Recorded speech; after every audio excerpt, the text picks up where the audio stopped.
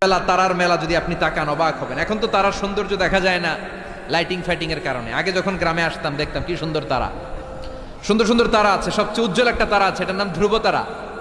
কি তারা? ধ্রুব তারা। একটা আছে শুক তারা।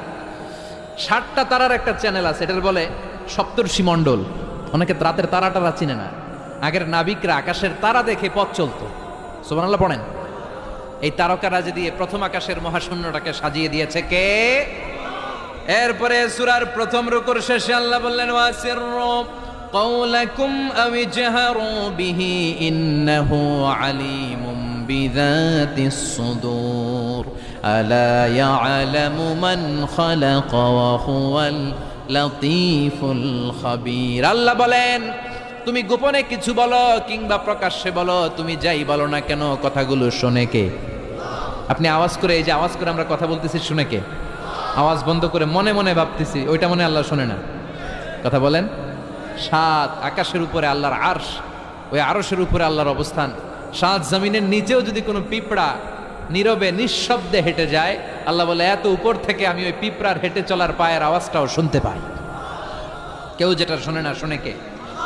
এরপরে আল্লাহ বললেন হুয়াল্লাযী জাআলা লাকুমুল আরদা যালুলান ফামশু ফি মানাকিবিহা ওয়া কুলু মির রিজকি ওয়া ইলাইহিন নুশুর। আল্লাহ বললেন তিনি এমন সত্তা যিনি তোমাদের জন্য জমিনটারে সমতল বানিয়ে দিয়েছেন। জমিনের যেখান দিয়ে প্রয়োজন হেঁটে যাও আর রিজিক তালাশ করো, কিন্তু সবশেষে তার দিকে ফিরে যেতে হবে, ঠিক কি না? জমিনটারে সমতল করলো কে? আজকের এই প্যান্ডেলটা সমতল না? কথা কন না, উঁচা নিচা? আজকে এদিকে যদি উঁচা হইতো, এদিকে নিচা, এদিকে খাদ, এদিকে গর্ত, এদিকে আবার উঁচা, বসতে পারতেন? কি সমতল! বিমান থেকে নিচের দিকে তাকালে এটা ভালো টের পাওয়া যায়। মনে হয় সবুজ কার্পেটিং করা, এটা একটা কার্পেট, এটা একটা কার্পেট, কার্পেট কার্পেট। পুরো বাংলাদেশটা মনে হয় যেন আল্লাহ তাআলা সবুজ কার্পেট দিয়ে ডেকোরেশন করে রেখেছে। আল্লাহ বলে সবুজ কার্পেট দিয়ে ডেকোরেশন করেছি দেখে ভেবে নিও না তোমরা বেঁচে গেছো। নাফরমানি আর গাদ্দারি করলে সবুজ কার্পেটের ভিতরেও আগুন আছে না নাই? কি মেকানিজম! উপরে কার্পেট, নিচে আগুন। কার্পেটের নিচে কি? আল্লাহ কোরআনে কসম কেটেছেন ওয়াল বাহরিল মাসজুদ, ফুটন্ত সাগরের পানির কসম। দুনিয়ার কোন সাগরের পানি গরম না, সব ঠান্ডা, কিন্তু আল্লাহ বললেন ফুটন্ত টকবকে সাগরের পানির কসম আমি খেলাম। অনেক গবেষণা হলো এই সাগরের পানি নিয়ে। আমেরিকান নেভাল একাডেমির এক চিফ ইঞ্জিনিয়ার উনি বললেন কোরআনে পাওয়া গেল টকবগে সাগরের পানির কসম, কিন্তু সাগরের পানি তো ঠান্ডা, এখানে গরম আসলো কোত্থেকে? আসলে আল্লাহ সাগরের নিচে যে গরম মজুদ রেখে দিয়েছেন ওইটার দিকে খেয়াল করে বলেছে। তো সে গবেষণা করতে চাইলো দেখি সাগরের ভিতরে আগুন কই আছে। কোরআন যেহেতু বললো টকবগে সাগরের পানির কসম, আসলে কোনো আগুন টাগুন খুঁজে পাওয়া যায় কিনা। সে সাগরের ভেতরে পাইপ ঢুকাতে শুরু করলো, জোড়া লাগিয়ে লাগিয়ে গবেষণা। তো পাইপ যেতে যেতে অনেক সাগরের গভীরতা শেষে তলা পাওয়া গেল। তলার ভেতরে সে ড্রিল করে পাইপ ঢুকাতে লাগলো।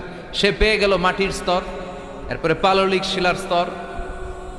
পৃথিবীর ভিতরে কিন্তু অনেকগুলো স্তর আছে জানেন? এই যে পানিগুলো আমরা নষ্ট করি, এই পানি কিন্তু খাই, আমাদের পেশাবই আমরা খাই।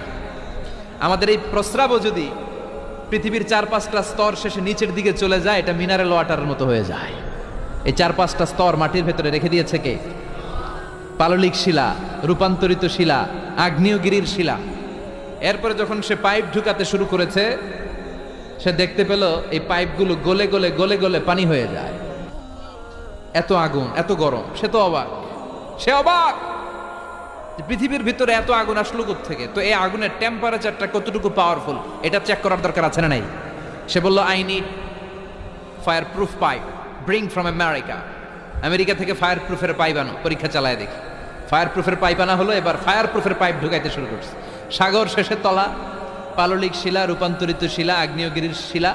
ওই আগ্নেয়গিরির শিলার পরে যখন ফায়ার প্রুফের পাইপ ঢুকাতে শুরু করেছে, যেই পাইপে আগুন ধরে না, সে দেখতে পেল ফায়ার প্রুফের পাইপগুলো গলে গলে ধোঁয়া আর পানি হয়ে যায়।